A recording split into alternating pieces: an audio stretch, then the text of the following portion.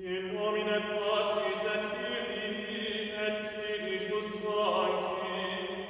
Amen. Halo, semangat pagi. Selamat pagi, selamat siang, selamat sore, serta selamat malam di mana Ibu Bapak berada. Berkah dalam, salve, shalom, assalamualaikum warahmatullahi wabarakatuh, Om Swastiastu, Namo Buddhaya, salam kebajikan, rahayu, rahayu, rahayu. Salam damai Kristus Yesus menyertai kita semuanya. Ibu Bapak serta rekan-rekan yang kucintai, sekali lagi kami tim Damai Kasih Channel mengucapkan terima kasih atas dukungan Ibu Bapak semuanya, terkhusus doa-doa dari Ibu Bapak serta saudari-saudara semuanya untuk kami tim Damai Kasih Channel sampai saat ini masih bisa berkarya. Dan juga untuk para Bapak Monsinyur kami, para pastor-pastor kami, para bruder-bruder kami, dan para suster-suster kami, terima kasih semuanya untuk doa-doanya, dan Tuhan Yesus senantiasa memberikan kekuatan untuk Bapak Monsinyur, para pastor, para suster, dan para bruder untuk berkarya. Hari ini kami, tim Damai Kasih Channel, ingin menanggapi dua YouTuber, dan ternyata dua tokoh ini juga menjadi suatu pengajar ya di dalam keteologian Kristologi di komunitas gerejawi, yaitu Saudara Muri Wali dan Deki Nggadas. Kemarin secara spesifik saya sudah menanggapi Deki Nggadas, dan juga ternyata belum ada umpan lambung dari Deki Nggadas berkaitan dengan hal yang spesifik saya tanyakan. Dan juga ternyata Muri Wali menanggapi juga oleh video Romo kami, Romo Abah dari channel Romo Deso, Ibu Bapak. Dan ini perlu saya tindak lanjuti ya Bapak ya. Meskipun saat ini Damai Kasih Channel belum live streaming, tapi kami menanggapi dengan secara monolog, tidak perlu lama-lama. Jadi nanti minggu depan, besok kita bisa live streaming lagi. Oleh karena itu Bapak, saya pribadi atas nama tim menyampaikan untuk mohon kesabarannya supaya Bapak menunggu Damai Kasih Channel live streaming lagi. Oke, kita dalam pokok tema berkaitan dengan Muri Wali dan Deki Nggadas. Kalau videonya mungkin Ibu Bapak sudah bisa melihat ya, videonya Deki Nggadas yang kemarin merespon Romo Abah atau Romo Deso. Silakan ditonton, dan juga sudah saya tanggapi pertama, dan juga ini menanggapi dari Muri Wali, Ibu Bapak. Seperti apa sih videonya? Saya ingin melihat pada pokok poinnya saja ya. Mari kita lihat seperti apa yuk. Oke Bapak, kita akan melihat videonya dari Saudara Muri Wali seperti apa.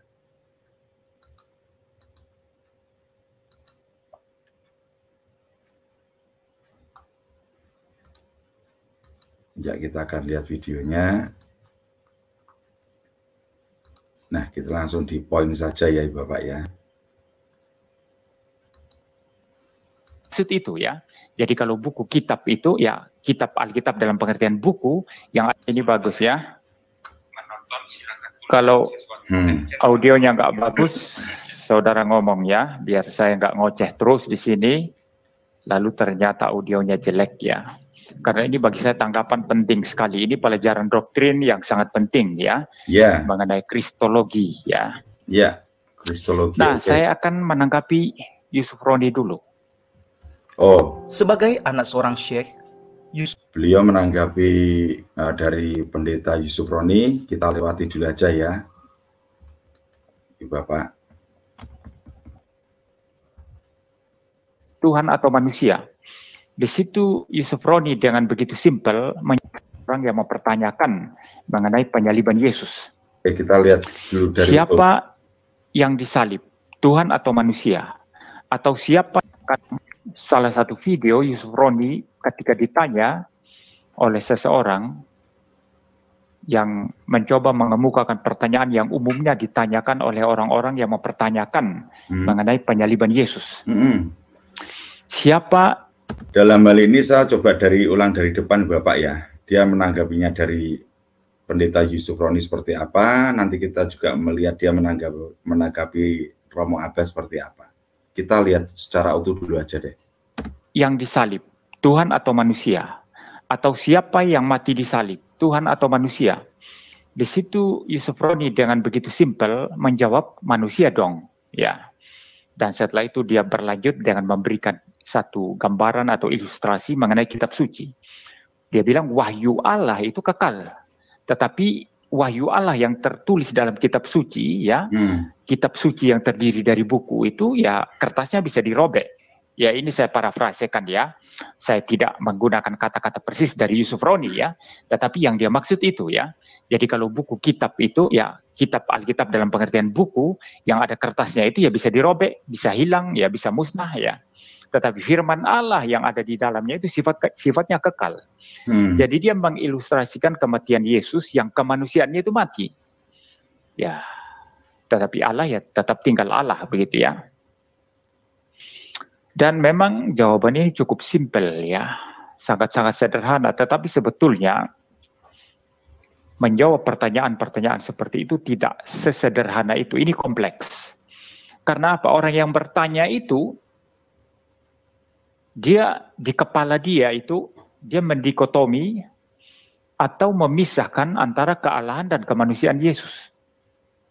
Nah, kalau pertanyaan itu berangkat dari asumsi, bahwa kealahan Yesus dan kemanusiaan Yesus yang dipercaya oleh orang Kristen itu dipisah, maka itu sudah salah itu. Saya juga mendengar tanggapan dari Dr. Deki ya, dia mengatakan pertanyaan itu salah. Ya betul, pertanyaan itu salah ya, karena mengasumsikan pemisahan antara kealahan dan kemanusiaan Yesus. Atau alternatif lain, orang yang bertanya itu di otaknya, di kepalanya ini ada pemikiran bahwa Yesus itu hanya manusia saja. Dia hanyalah manusia saja yang dituhankan oleh orang Kristen. Maka mereka mau membuat pertanyaan semacam itu untuk menjebak orang Kristen. Yang disalib atau yang mati disalib, Tuhan atau manusia. Kalau orang Kristen berkata, ya manusia dong, gitu ya. Maka mereka akan berkata, nah kalau begitu Yesus kan hanya manusia saja, bukan Tuhan kan? Mengapa engkau mempertuhankan manusia yang mati disalib?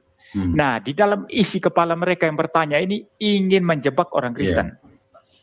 Maka sebetulnya yang perlu dijawab dari pertanyaan-pertanyaan model kayak gini, itu adalah membongkar asumsi yang salah dari pertanyaan itu. Entah asumsi yang memisahkan antara kealahan dan kemanusiaan Yesus, atau asumsi yang menganggap bahwa Yesus itu hanya manusia saja. Nah itu yang harus dibongkar. Kalau saya yang ditanyai, saya akan bongkar itu. Bongkar pertanyaannya. Apalagi metode yang saya pakai adalah metode presupposisi Van Tillian. Jadi presupposisi di balik pertanyaan itu yang saya bongkar. Kalau itu salah, kalau itu unintelligible, kalau itu irasional, saya katakan. Baik Deki Gadas maupun dari Muriwali, bahasanya terlalu tinggi Bapak ya. Sehingga jemaat komunitas gerejawi, mungkin jemaat-jemaat itu akan mendengarkan kebingungan, apa nih bahasanya, kok susah dicerna dengan bahasa yang aneh-aneh, istilah aneh-aneh. Nanti saya akan menjabarkan dengan bahasa yang semua bisa memahami Bapak. Kita lihat dulu videonya ini, Muriwali, bahasanya terlalu, waduh, tapi nggak tahulah isinya seperti apa, nanti kita lihat ya. Kan pertanyaanmu irasional, tidak relevan dari iman Kristen.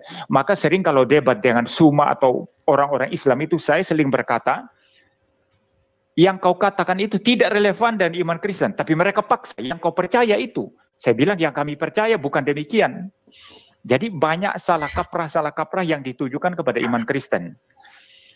Saya akan, video ini akan saya percepat di Bapak, di mana Muriwali akan menyampaikan poin-poinnya saja lah. Saya percepat berdele-dele nanti. Nah, maka jawaban Yusuf Roni di sini memang terkesan simpel. Ya manusia dong yang mati, gitu ya. Ya, lalu memberikan ilustrasi tadi itu. Nah, maka menurut saya tidak salah di sini Romo Ndeso kemudian mengatakan itu ajaran versi Nestorian itu. Ya, seolah-olah kealahan dan kemanusiaan Yesus dipisah. Di atas salib seolah-olah hanya manusia saja. Hanya kemanusiaan Yesus saja. Kealahannya tidak ada. Nah, ini salah, saudara. Karena yang di atas salib itu, yang digantung di atas salib itu adalah logos yang punya dua natur. Memang yang kelihatan tergantung itu kemanusiaannya. Ini nanti saya bahas lebih detail ketika menanggapi Romo Ndeso, ya. Yang kelihatan, yang tergantung, yang dipaku itu kemanusiaannya. Tetapi jangan lupa bahwa kemanusiaan dan kealahannya tidak dapat dipisah. Yang berteriak di atas kayu salib. Oke, saya langsung ke Romo Ndesonya seperti apa dia menyampaikannya, Ibu. Allahku, Allah manusia. Nestorian. Jadi, saudara-saudara, janganlah kita seperti Pak Pendeta Yusuf Roni ini. Dan saya sendiri dulu pernah menjadi murid Yusuf Roni di STT itu. Yohanes. Nanti Bapak bisa menonton video utuhnya di Muriwali ya. Saya akan mempercepat poin-poinnya dia menanggapi Romo kita, Romo Abba. Rahmat ini adalah seorang tidak sejauh teman saya. Saya kok tidak bisa yang membicarakan Dwi Natur Kristus. Nah, video menyebut dia Nestorian. Saya membela iman Trinitarian. Mari kita putar dulu sedikit video ini yang memuat pernyataan yang bagi saya kontroversial dari Romo Ndeso. Nah, oke. Ibu Bapak bisa nonton di videonya Muriwali lah. Boleh ditonton. Utuhnya seperti apa ini saya potong-potong, saya ingin melihat tanggapan Muriwali kepada Romo kita, Romo Abba. Bantuin aku ngecek mobil bekas dong. Aduh, intronya.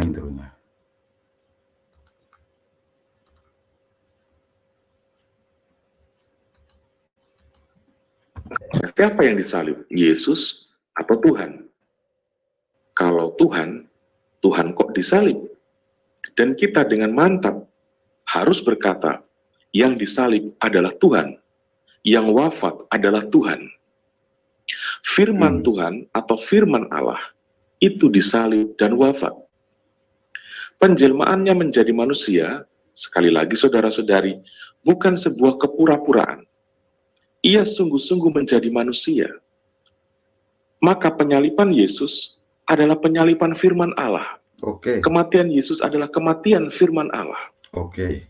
Firman Allah itu tidak berpura-pura mati, tidak berpura-pura disalibkan. Dia sungguh-sungguh wafat. Ini adalah totalitas dari inkarnasi. Jelas ya, Pendeta Muriwali. Itu Romo saya menjawab dengan sangat bahasa yang sederhana. Bahasa pastoral itu. Cermati saja. Saya akan mendengarkan tanggapan Anda, Saudara Muriwali. Ya, baik, saudara, sudah jelas ya. Jadi jelas di situ Romo Ndeso mengatakan yang mati, yang disalib dan mati itu adalah Tuhan, yang disalib dan mati itu adalah firman Allah, ya. Firman Allah yang disalib dan mati, yaitu logos ilahi, begitu ya. Nah, ini yang kemudian menimbulkan, saya kira, polemik, dan beberapa orang itu menganggap ini sesuatu yang very strange, ya, strange, sangat-sangat asing di telinga mereka, karena selama ini mereka mendengar pengajaran bahwa yang mati itu adalah kemanusiaan Yesus, karena kealahannya tidak mungkin mati, ya. Nah, saudara, wajar orang mempertanyakan ini. Seseorang mengirim video kepada saya, video ini, saudara, dan meminta untuk ditanggapi. Ingin tahu tanggapan saya seperti apa, dan saya sendiri juga melihat di beranda saya video ini lewat. Saya langsung poinnya, Muriwali. Lalu ketika berikan Deki, ya, saudara, ya.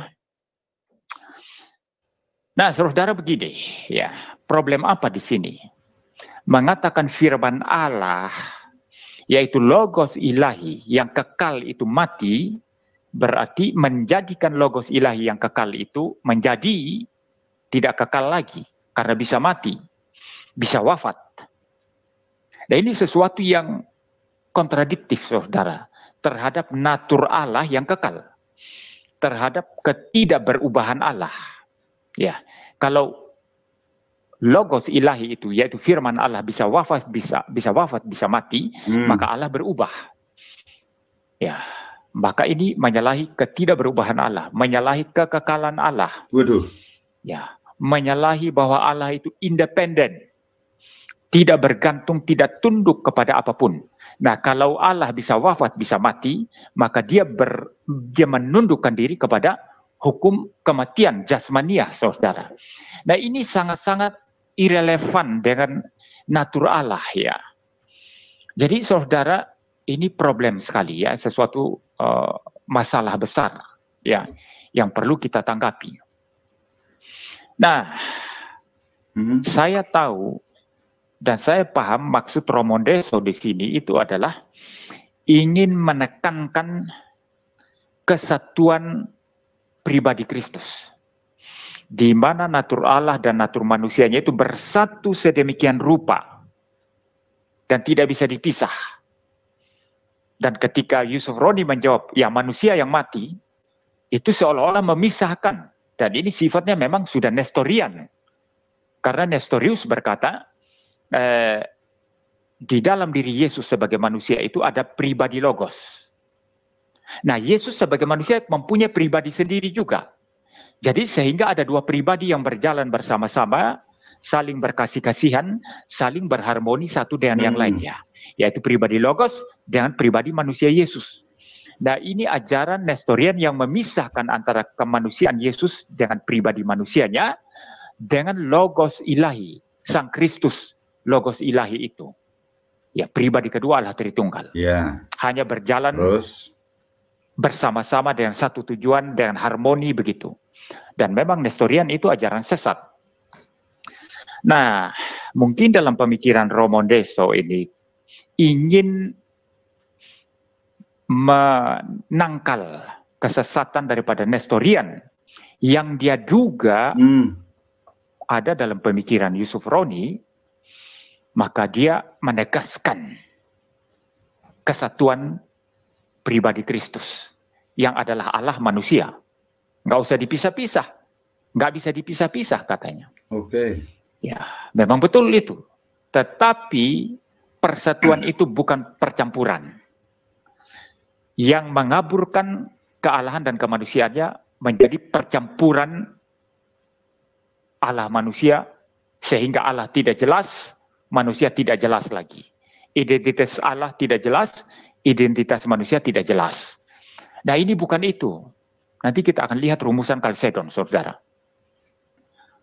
Kalau yang dimaksud adalah menangkal ajaran sesat Nestorian yang dia duga ada dalam pemikiran Yusuf Roni, dalam video yang dia tanggapi itu, harusnya Romondeso ini menurut saya merujuk secara persis kepada rumusan Konsili Kalsedon yang mengatakan bahwa Yesus Kristus itu adalah satu pribadi logos ilahi yang mempunyai dua natur yang berbeda. Ilahi sepenuhnya, manusia sepenuhnya. Kedua natur itu tidak bercampur, tidak berubah. Artinya masing-masing tetap mempertahankan identitasnya. Kealahannya jelas, kemanusiaannya jelas. Bersatu sedemikian rupa. Juga tidak terpisah, tidak terbagi. Artinya tidak bisa dipisahkan, tidak bisa dibagi-bagi. Sudah bersatu sedemikian rupa. Nah, untuk melawan ajaran Nestorius, maka dikatakan tidak bisa dipisah, tidak bisa dibagi. Kalau model Nestorius yang memisah-misahkan antara kealahan dan kemanusiaannya, maka itu sesat dan memang sudah dikutuk sebagai ajaran sesat dalam sejarah gereja. Tetapi ini Bapak ya, mohon maaf, langsung saya potong Bapak. Karena ini Ibu Bapak nanti bisa melihat videonya sendiri di Muriwali. Saya akan di dalam poin Ibu Bapak ya. Saya akan menyampaikan poin pertama berkaitan dengan sejarah Nestorius ya. Karena Deki Ngades juga berbicara Nestorius, ditambahkan Muriwali, di mana Muriwali menyampaikan kalau Pendeta Yusuf itu menganut Nestorian. Kita lihat seperti apa sih Nestorian. Nestorius seperti apa? Mari kita buka. Kita mengawali di Nestorian dulu ya. Biar semuanya enak Ibu Bapak. Nah, kita melihat Nestorianisme seperti apa sejarahnya. Ibu Bapak serta rekan-rekan semuanya dan saudari-saudara saya. Kesalahan pokok di dalam Nestorius itu menolak doktrin tradisional tentang inkarnasi dengan secara implisit. Menolak penyatuan hipostatik kodrat manusia dan ilahi dalam satu pribadi ilahi Yesus. Penolakan ini terutama ditandai dengan penolakan gelar Theotokos. Theotokos apa itu? Pembawa Tuhan atau Bunda Tuhan untuk Ibu Yesus. Theotokos itu diperuntukkan untuk Bunda Maria yang diartikan pembawa Tuhan atau Bunda Tuhan. Dia mengklaim bahwa Maria adalah ibu dari kodrat manusia Kristus, tetapi bukan ibu dari Allah, dan menyimpulkan bahwa hanya Yesus manusia yang menderita dan mati di kayu salib. Itu kesalahan pokoknya di situ Ibu Bapak, Nestorius itu. Kita lihat sejarahnya sekarang. Dari definisi dan kutukan bid'ah Arian di abad keempat muncul beberapa hal. Keilahian Kristus serta realitas inkarnasinya dengan jelas ditetapkan dalam pikiran umat beriman. Akibatnya, peninggian dan pemujaan Bunda Maria oleh umat beriman semakin meluas. Karena apa Ibu Bapak? Karena Yesus benar-benar Tuhan dan Maria adalah ibunya. Dia dihormati dengan gelar Theotokos. Pemujaan ini sangat populer di timur Ibu Bapak. Kontroversi meletus ini. Di tahun 428 ketika Nestorius, itu uskup Konstantinopel yang baru dilantik, menyerang gelar Theotokos dari mimbar di katedral, mengklaim bahwa Maria adalah ibu Kristus, tetapi bukan ibu Allah. Dia juga menyatakan bahwa menyebut Maria Bunda Allah menyiratkan bahwa sifat ketuhanan lahir dari seorang wanita, sehingga menjadikannya seorang dewi. Segera ajarannya diserang oleh kaum awam serta klerus dari Konstantinopel. Ketika tersiar kabar tentang doktrin baru ini, dalam hal ini Bapak, para uskup tetangga langsung mengutuknya. Pemimpin di antara para pengkritiknya adalah Uskup Cyril dari Alexandria yang menjawab, "Saya heran bahwa pertanyaan yang pernah diajukan adalah, apakah perawan suci harus disebut Bunda Allah? Karena itu benar-benar berarti bertanya, apakah putranya Allah ataukah dia tidak?" Dia menulis kepada Nestorius mengutuk aspek-aspek sesat dari doktrinnya dan memintanya untuk menjelaskan dan membela diri. Jawabannya malah mengkhianati kedalaman ajaran sesatnya Ibu Bapak. Cyril mengirim korespondensi pribadinya dengan Nestorius serta tanggapan 5 bukunya sendiri yang berjudul Melawan Nestorius kepada Paus Celestin di Roma untuk keputusan Paus. Dalam hal ini Bapak Suci mengutuk secara umum ajaran Nestorius tentang keibuan ilahi Maria, dan memerintahkannya untuk menarik kembali dalam waktu 10 hari. 10 hari Bapak waktunya itu. Di sini Ibu Bapak, Cyril akan menerima pencabutan atau menggulingkan Nestorius. Jauh dari tunduk, Nestorius menuntut konsil ekumenis dan memproklamasikan keyakinannya lebih keras dari sebelumnya, Ibu Bapak. Sambil mengaku percaya pada satu Kristus dalam 2 kodrat, penjelasannya menggambarkan penyatuan 2 pribadi yang berbeda. Dia yang dibentuk di dalam rahim Maria bukanlah Tuhan itu sendiri, tetapi Tuhan mengambilnya. Melalui Dia yang melahirkan, aku menyembah Dia yang lahir. Seorang ibu tidak bisa melahirkan anak laki-laki yang lebih tua dari dirinya. Bantahnya ibu bapak.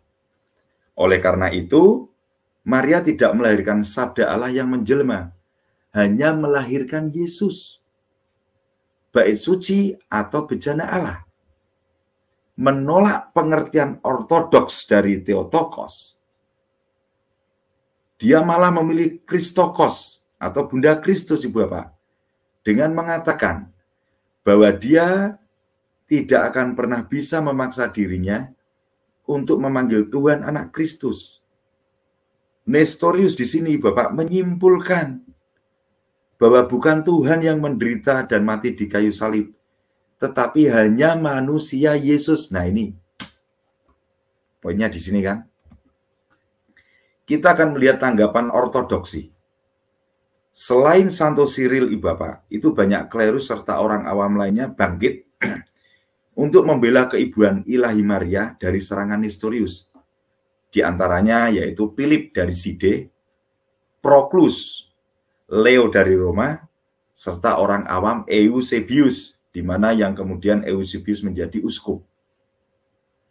Eusebius saat masih menjadi pengacara dikatakan telah bangkit dari kongregasi setelah homili Natal awal Nestorius dan dengan marah menjawab, sabda abadi yang dilahirkan sebelum zaman telah tunduk juga untuk dilahirkan untuk kedua kalinya. Dengan Nestorius memegang teguh posisinya ibu bapak, Kaisar mengusulkan untuk mengadakan pertemuan konsili di Efesus untuk memutuskan masalah ini selamanya ibu bapak. Dan di sini konsili dibuka atas nama Paus Celestinus pertama di tanggal 22 Juni tahun 431.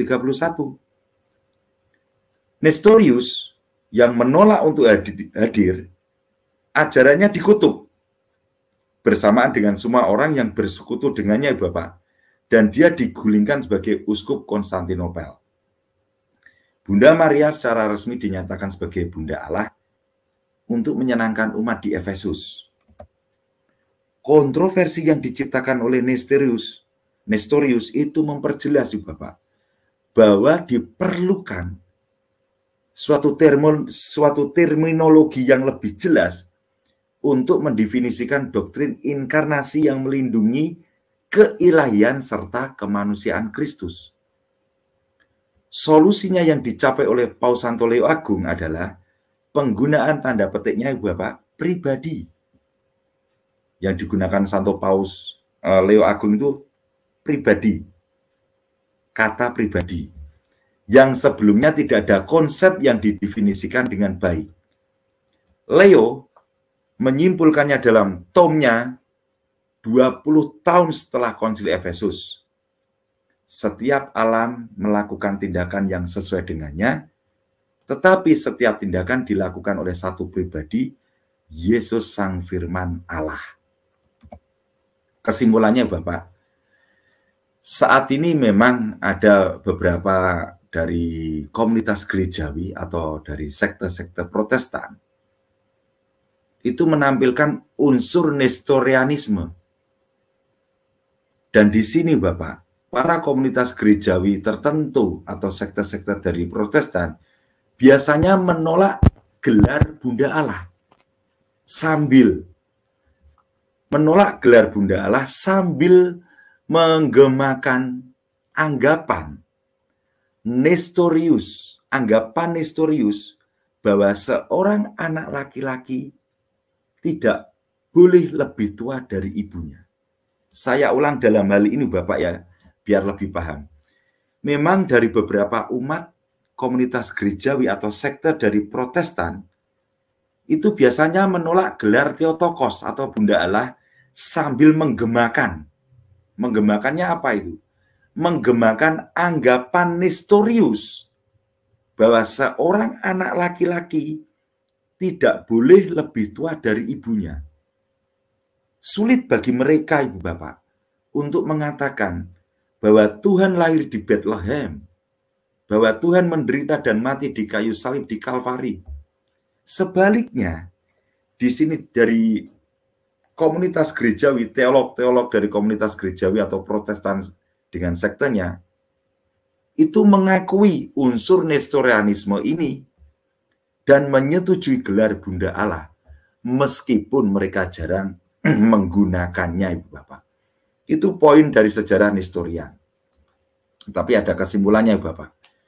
Nah, di sini Bapak, saya akan menampilkan lagi suatu literasi yang berkaitan dengan paradoks yang disampaikan Deki Ngadas, mungkin nanti akan berkaitan dengan pendapat Muri Wali. Oke, saya akan tampilkan berkaitan dengan paradoks. Prinsip paradoks dalam pergumulan roh versus daging. Saudari-saudara dan ibu bapak yang kucinta, yang kukasihi, kita mempunyai keinginan daging yang selalu bertentangan dengan apa yang roh kita inginkan, supaya dapat menghasilkan buah-buah kasih sejati, ibu bapak. Itulah sebabnya Tuhan selalu mengingatkan kita untuk melekat kepadanya dengan kesetiaan iman, kasih yang tidak mementingkan diri sendiri, dan juga doa yang tak jemu-jemu, ibu bapak. Agar apa? Agar keinginan daging yang selalu berlawanan dengan keinginan roh itu dapat dikendalikan. Dalam hal ini, Rasul Paulus menasihati, hiduplah oleh roh, maka kamu tidak akan menuruti keinginan daging. Sebab keinginan daging berlawanan dengan keinginan roh, dan keinginan roh berlawanan dengan keinginan daging. Karena keduanya bertentangan, sehingga kamu setiap kali tidak melakukan apa yang kamu kehendaki. Akan tetapi, jikalau kamu memberi dirimu dipimpin oleh roh, maka kamu tidak hidup di bawah hukum Taurat. Itu tertulis dalam kitab suci Galatia 5 ayat 16-18, ibu bapak. Maka dalam hal ini setiap kali manusia hanya mendasarkan perbuatan kepada alasan-alasan ego dan pemuasan diri sendiri, manusia itu sedang bergumul dengan dirinya sendiri. Karena apa? Karena melakukan apa yang tidak dikehendaki lagi di dalam Kristus. Di sini Bapak, Kristus itu merindukan manusia menjadi bebas. Ingat, ini jangan dibuat yang liar ya. Kristus itu merindukan manusia menjadi bebas dan dengan gembira melakukan perbuatan-perbuatan yang memang menyukakan jiwa dengan sebenar-benarnya. Ingat ibu bapak, kata kuncinya menyukakan jiwa dengan sebenar-benarnya. Tidak berkamuflase ya, tapi sebenar-benarnya. Dan juga perbuatan yang menyukakan jiwa secara sejati itu hanyalah perbuatan yang dilakukan oleh karena Dia, di dalam Dia, dan hanya bagi Dia yang menciptakan kita manusia seturut dengan citranya dalam cinta yang kekal. Ingat loh Bapak, di garis bawahi tadi itu. Yesus itu memberikan panduan yang sangat ampuh, Ibu Bapak. Untuk apa? Untuk memenangkan pergumulan itu, Ibu Bapak.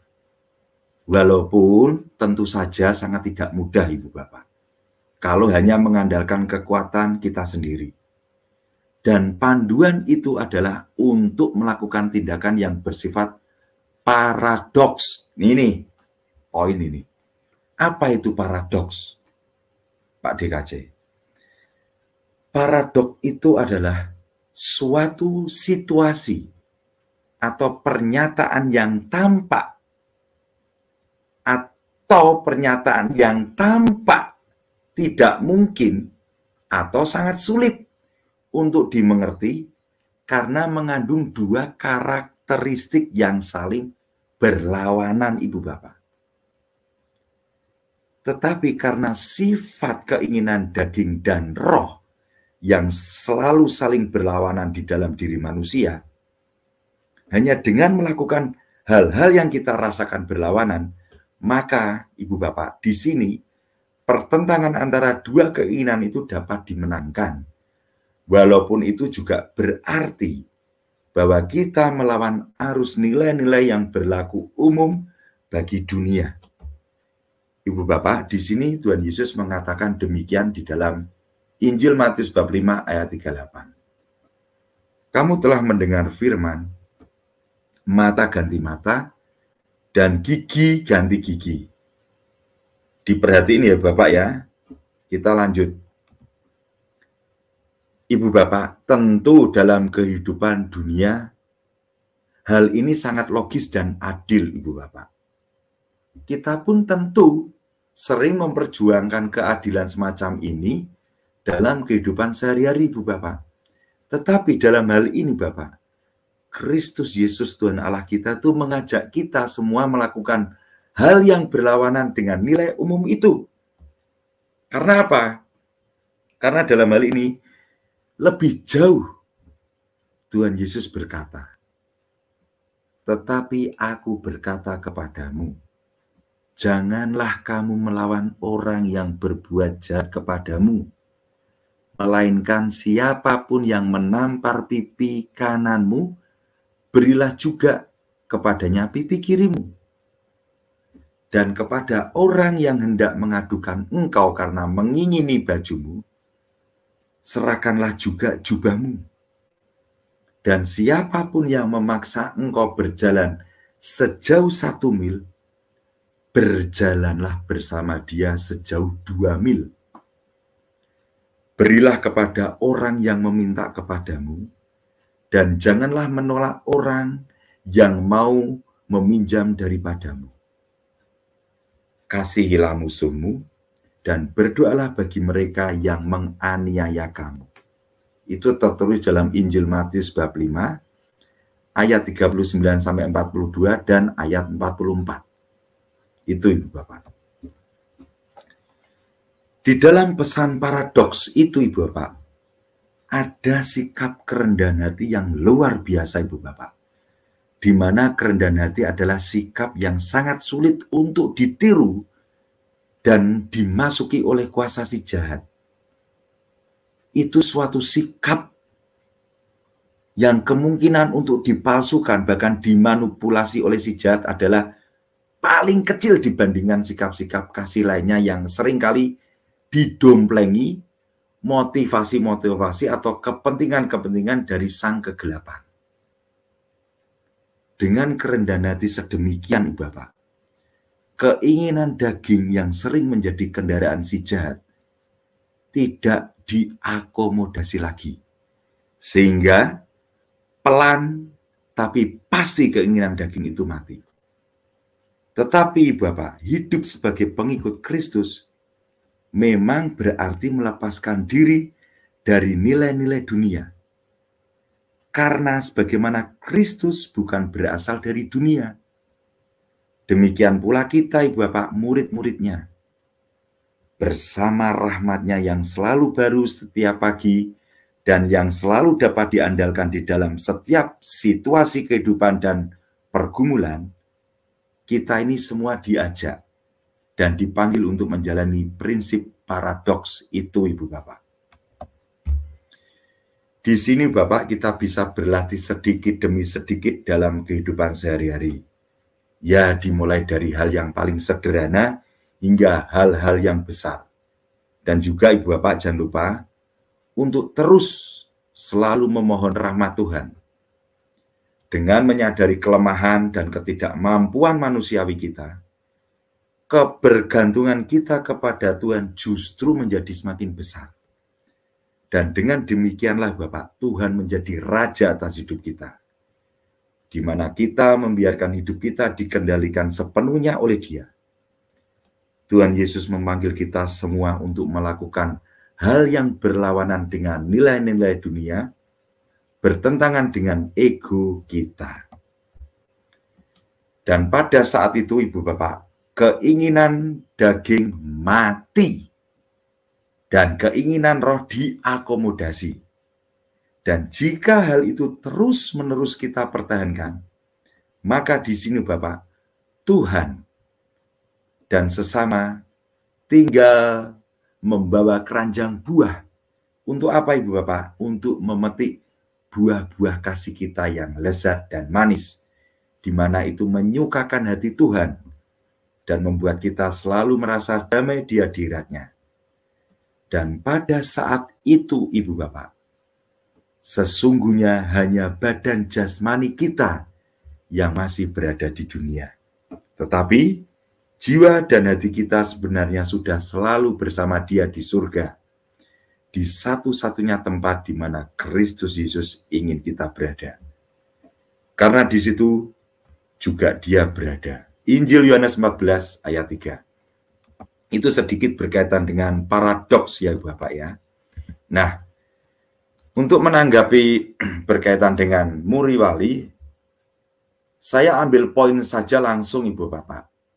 Dan mungkin ini suatu literasi terakhir untuk menjawab muri wali atau pendeta muri wali. Sangat pendek banget ini. Saudaraku muri wali dan juga Deki Ngadas, saya mengambil judul mengapa Yesus memilih salib untuk menebus dosa manusia. Daripada bertele-tele, saya mengambil poin sini aja. Saudaraku muri wali dan Deki Ngadas, saya langsung pada tema bahwa manusia harus dibebaskan oleh sengsara Kristus adalah sesuai dengan kasih setia Tuhan dan keadilannya. Dengan keadilannya, sebab dengan sengsara Kristus, maka Kristus membayar, menebus lunas dosa-dosa umat manusia, dan manusia dibebaskan oleh keadilan Tuhan. Dan dengan belas kasih-Nya, sebab karena manusia sendiri tidak dapat menebus dosa dari semua kodrat manusia, menurut Roma bab 3 ayat 24-25, dan oleh kasih karunia telah dibenarkan dengan cuma-cuma karena penebusan dalam Kristus Yesus. Kristus Yesus telah ditentukan Allah menjadi jalan pendamaian karena iman dalam darah-Nya. Dan belas kasih Tuhan akan semakin terlihat nyata daripada pengampunan dosa tanpa penebusan melalui kayu salib. Oleh karena itu dikatakan, tetapi Allah yang kaya dengan rahmat, oleh karena kasih-Nya yang besar, yang dilimpahkannya kepada kita, telah menghidupkan kita bersama-sama dengan Kristus. Sekalipun kita telah mati oleh kesalahan-kesalahan kita. Efesus 2 ayat 4-5. Sebab Allah sudah mengetahui segala sesuatunya, bahwa manusia pertama akan jatuh dalam dosa. Dosa asal inilah yang akan diturunkan kepada semua umat manusia.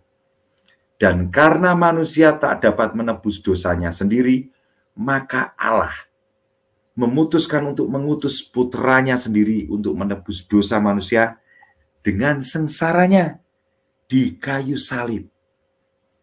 Saudaraku muri wali, dalam poin ini, saya ambil di poin ini.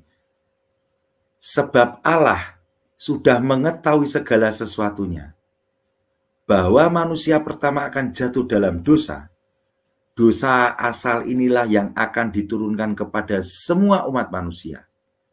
Dan karena manusia tak dapat menebus dosanya sendiri, maka Allah memutuskan untuk mengutus putranya sendiri untuk menebus dosa manusia dengan sengsaranya di kayu salib. Allah memutuskan untuk mengutus putranya siapa itu? Firman kan? Firman ini, saudaraku, muri wali. Ini Allah ini firman. Firman. Ini sedikit sudah bisa menjawab. Firman itulah yang disalib di kayu salib, saudaraku. Penderitaan yang tak terlukiskan di kayu salib tersebut adalah itu bukti kasih Allah yang tiada terbatas. Dan itu adalah juga bukti keadilan yang sempurna yang menunjukkan kejamnya akibat dosa yang harus dipikul oleh Kristus untuk membebaskan kita manusia dari belenggu dosa. Sedikit secumlik tapi sudah menjawab loh saudaraku Muriwali. Maka walaupun setetes darahnya sebenarnya cukup untuk menebus seluruh dosa manusia. Namun Yesus justru mau menyatakan yang lebih sempurna dan super abundant daripada itu. Sebab apa, saudaraku Muriwali? Sebab ia mau menunjukkan kasih yang melebihi dari apa yang disyaratkan.